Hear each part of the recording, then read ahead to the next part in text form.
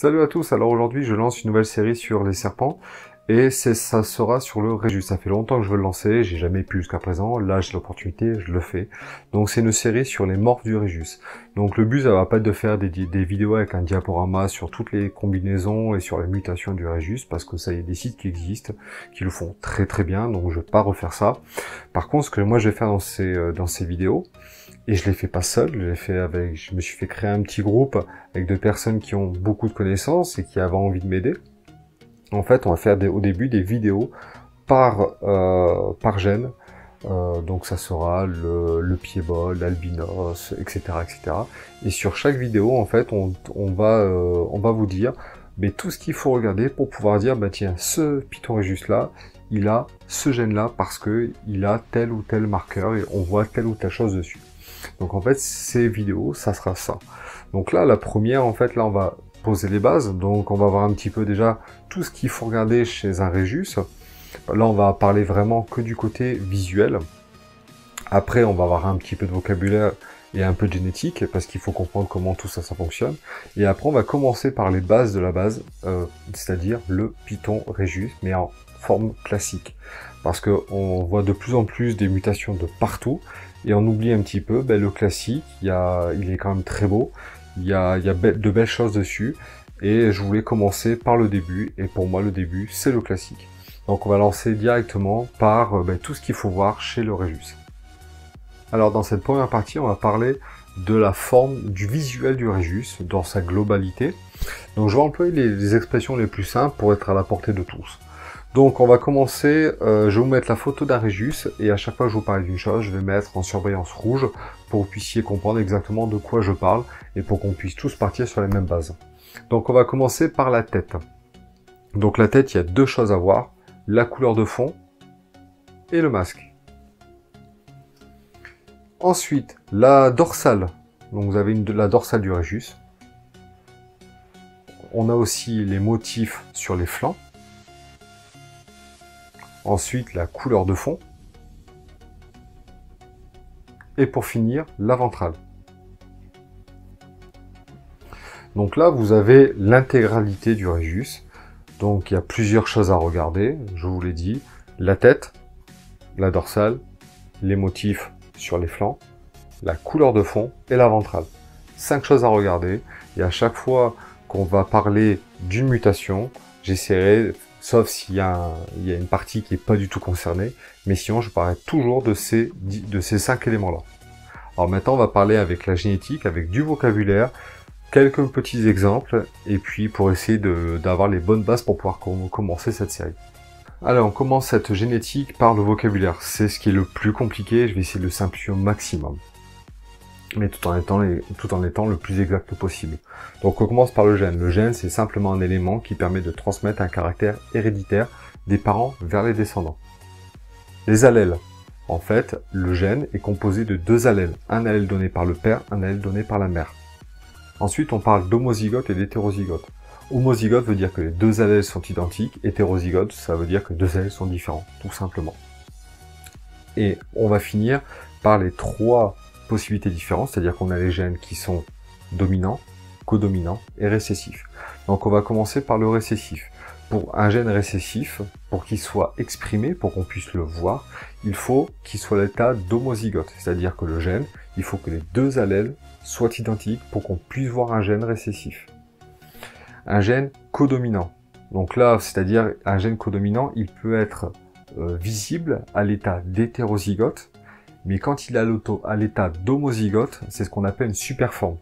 Pour donner un exemple rapide et simple, le pastel. Le pastel est codominant. Vous avez, s'il est hétérozygote pastel, vous avez un serpent qui est visible d'une certaine manière, et quand il est super pastel, le visuel va changer. Il est différent, les couleurs sont différentes. Voilà, c'est surtout ça. Et après, vous avez les gènes qui sont dominants, c'est-à-dire que eux, qui soient à l'état d'hétérozygote ou d'homozygote, ils seront exprimés, ils seront visibles et ils ne changeront pas. Même si vous avez un serpent avec un gène dominant qui soit à l'état d'hétérozygote ou d'homozygote, ça sera toujours la même bête. Il y aura pas ça sera pas comme avec le pastel, rien ne va changer. Donc là, je vais vous montrer un petit peu les tableaux avec comment on peut voir, comment on peut calculer. Et vous allez mieux comprendre ce que ça veut dire récessif, codominant et dominant. Alors, on va commencer par un gène récessif. On va prendre l'exemple de l'albinos. Donc, dans le premier exemple, la femelle est classique et le mâle est albinos. Donc, vous voyez, donc là, c'est le gène albinos. Et dans chaque ligne et colonne, vous avez un allèle.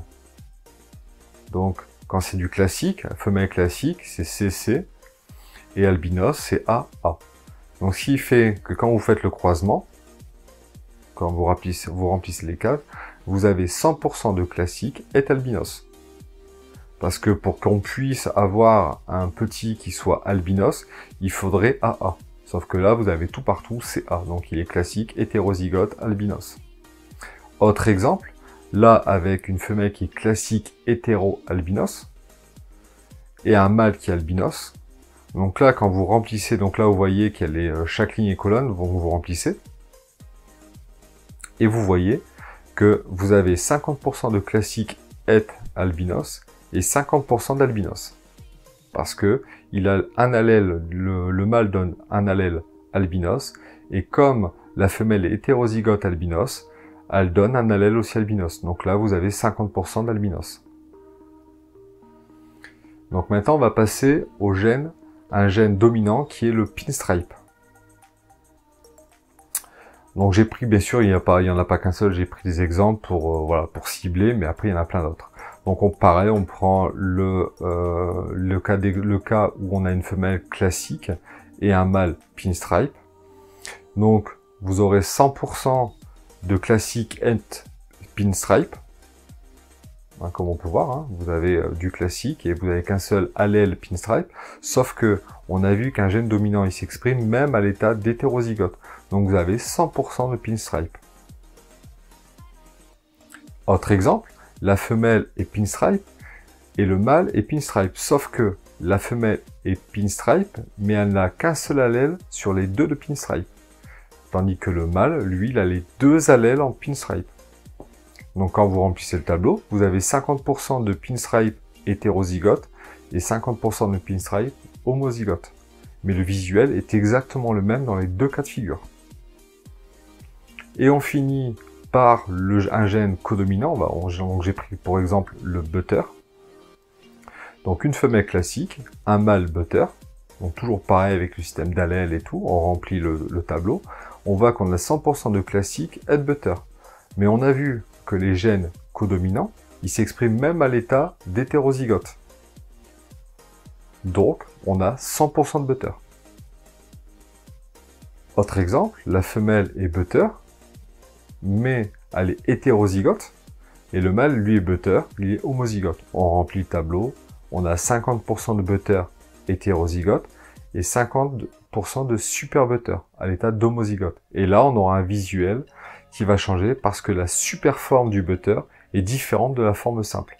Et c'est comme ça à chaque fois pour tous les gènes codominants. La seconde partie est finie. Donc c'est une partie qui est très compliquée mais très importante.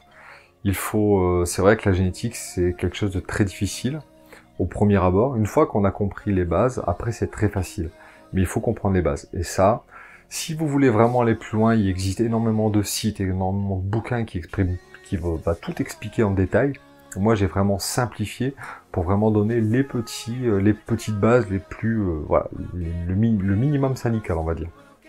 Après, si vous voulez vraiment bien comprendre comment fonctionne la génétique d'un Rhésus, achetez les bouquins, allez sur Internet, vous allez trouver beaucoup de renseignements et c'est le plus important.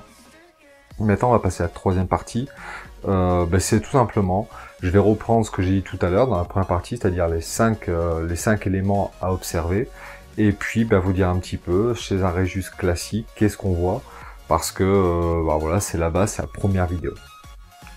Alors, je me suis fait un petit pense-bête pour être sûr de ne rien oublier sur la description du classique, donc si je baisse les yeux, désolé. Donc on commence par la tête. La tête, la couleur de fond sera foncée jusqu'au noir.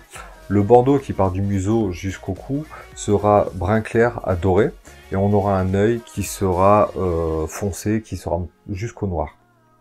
Donc ça c'est pour la tête. Le motif de la dorsale.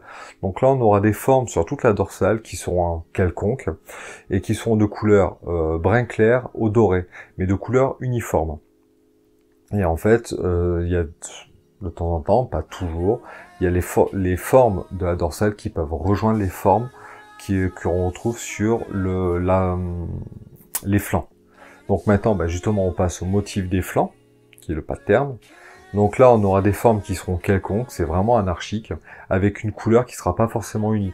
La couleur de base sera le brun clair au doré, mais on peut y voir une présence de noir, des présences de marron, et aussi des présences de blanc. Ensuite, on va passer à la couleur de fond. La couleur de fond, c'est du marron au noir. Donc c'est vraiment une couleur très très foncée. Même quand je dis marron, c'est vraiment un marron foncé.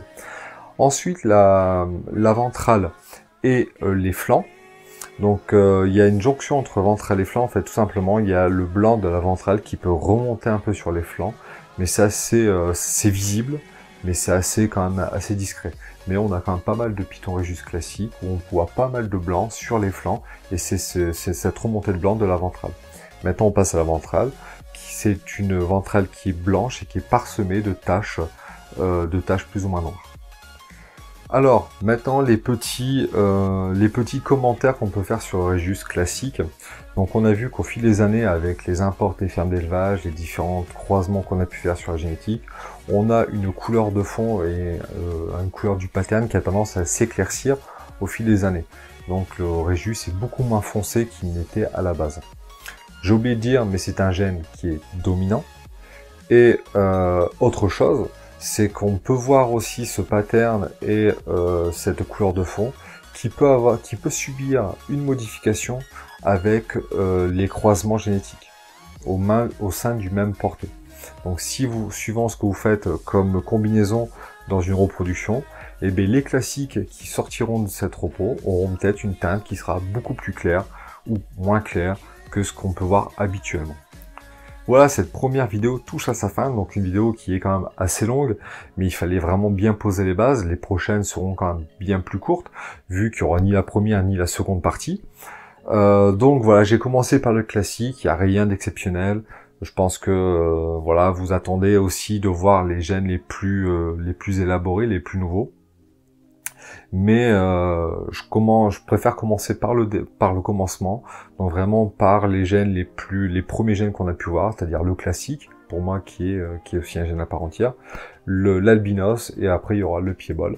Donc ça c'est vraiment ce qu'on a trouvé au tout début, et après au fur et à mesure, on mettra les mutations, tous les morphes qu'on peut trouver à l'heure actuelle, du plus simple au plus compliqué.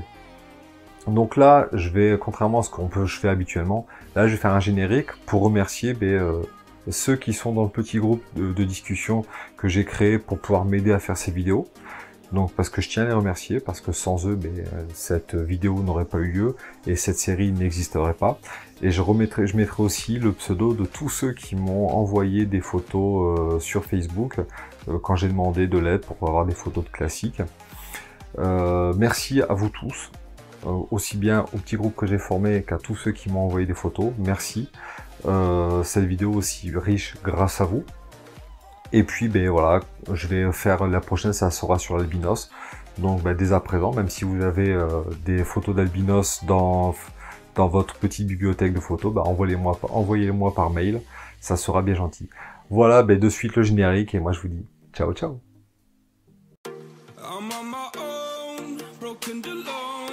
I feel the rain crashing down all around this empty town.